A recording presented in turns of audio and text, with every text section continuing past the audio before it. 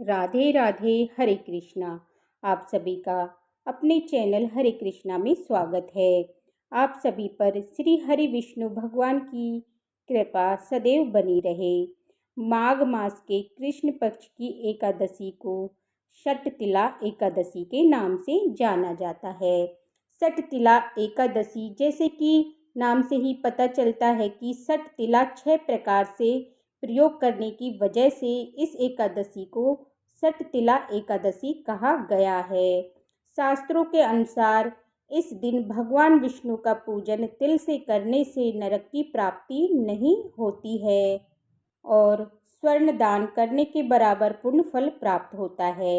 एकादशी की तिथि कब प्रारंभ हो रही है, कब समाप्त हो रही है, व्रत आपको कब धारण करना है और पारण करने का यानी कि व्रत करने और खोलने का शुभ मुहूर्त क्या है, तो आज के दिन किस प्रकार से भगवान श्री हरि विष्णु की पूजा आराधना करनी चाहिए, कौन से उपाय करने चाहिए और किस प्रकार से 6 प्रकार से आप तिलों का प्रयोग कर सकते हैं, संपूर्ण जानकारी आपको आज की वीडियो में शेयर करने वाली हूँ।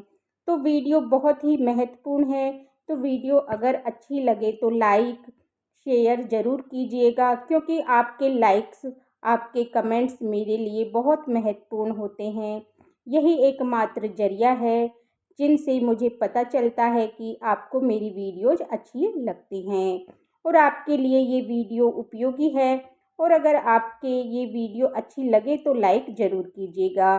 तो सबसे पहले जानते हैं कि षटतिला एकादशी के दिन किस प्रकार से आप तिलों का प्रयोग कर सकते हैं।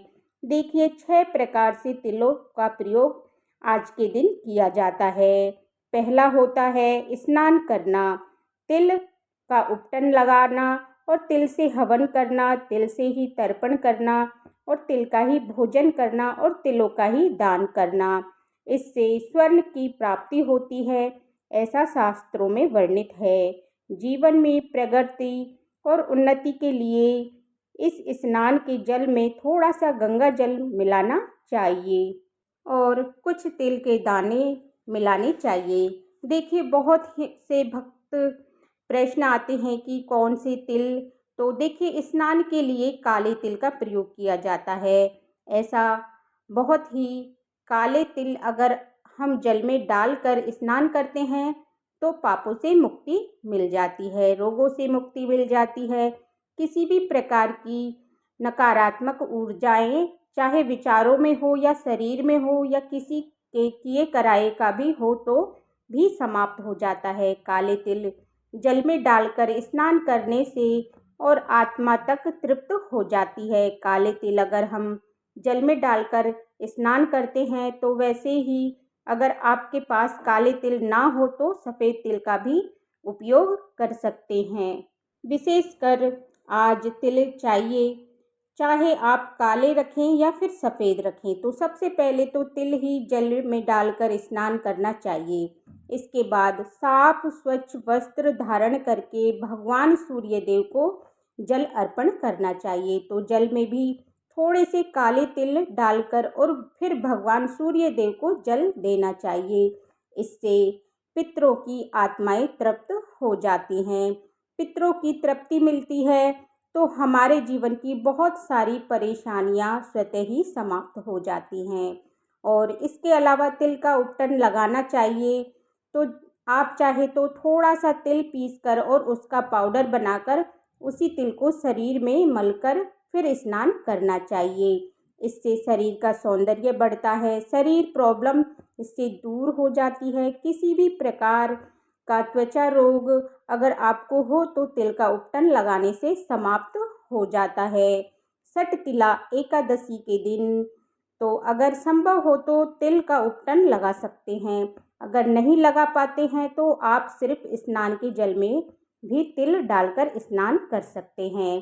फिर भगवान श्री हरि विष्णु की पूजा करते समय पूजा में अक्षत की जगह तिल का प्रयोग करना है आपको, और तिल से ही हवन करना है। तो भगवान श्री हरि विष्णु के नाम द्वारा आप ओम नमो भगवते वासुदेवाय नमः इस मंत्र द्वारा आप फिर भगवान श्री हरि विष्णु के किसी भी मंत्र के द्वारा तिल और घी मिलाकर और थोड़ा गुड़ मिलाकर आप हवन करना चाहिए। फिर भगवान श्री हरि विष्णु को भोग अर्पित किया जाता है। आप चाहे तो तिल के लड्डू का या तिल के किसी बर्फी का भोग आप अर्पित कर सकते हैं, या फिर तिल की कोई भी मिठाई बनाकर भगवान को भोग अर्पित कर सकते हैं और बाद में आप इसका स्वयं सेवन कर सकते हैं। जैसे कि और अगर आप एकादशी के व्रत करते हैं तो आप तिल का सेवन एकादशी के दिन मत कीजिएगा।